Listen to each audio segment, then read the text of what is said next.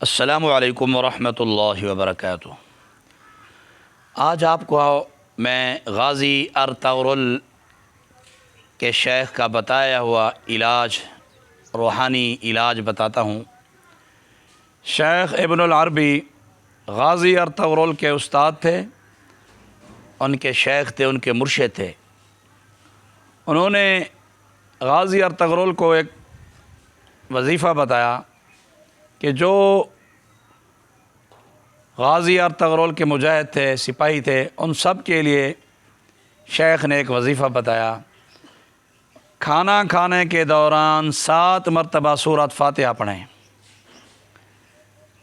اس نیت سے کہ جسمانی اور روحانی بیماریاں دور ہو جائیں اور برکت کا نظام آئے۔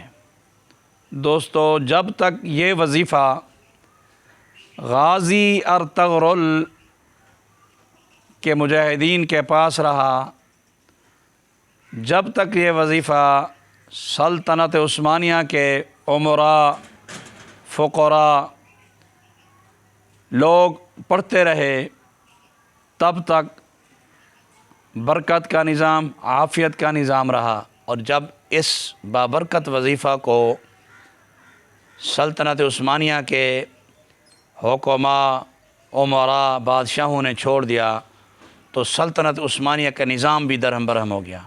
دوستو، سورۃ فاتحہ بہت باکمال سورت ہے۔ اس کے متعدد نام ہیں، اسے سورۃ الشفاء بھی کہا گیا ہے۔ اس کے اندر شفا ہے۔ احادیث کے اندر سورۃ فاتحہ کی بہت زیادہ فضیلت آئی ہے۔ میرے مرشد، مربی، شیخ الوظائف حضرت حکیم طارق محمود صاحب دامت برکاتہم العالیہ نے یہ وظیفہ بتایا ہے۔ ان کو غازی ارطغرل کے خاندان میں سے کسی بزرگ نے بتایا ہے، تو اس وظیفہ کو آپ کریں، انشاءاللہ روحانی جسمانی بیماریاں دور ہو جائیں گی۔ ایک مشاہدہ ہے، میرے دوست ہیں حضرت مولانا حکیم عبد الخالق صاحب، انہوں نے مجھے پرسوں آ کر بتایا کہ میرے جسم میں درد ہوتا تھا، اور خاص طور پر درد شٹی کا جو ٹانگوں میں پچھلی سائڈ پر ہوتا ہے۔ وہ کہتے ہیں کہ مجھ سے چلا نہیں جاتا تھا، میں نے جب سے یہ عمل شروع کیا ہے، اللہ نے مجھے شفا عطا کر دیا ہے۔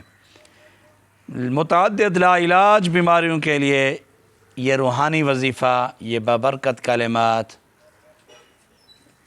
انشاءاللہ متعدد بیماریوں کے لیے لاجواب رزلٹ دیتا ہے۔ اس کے اندر شفا ہی شفا ہے۔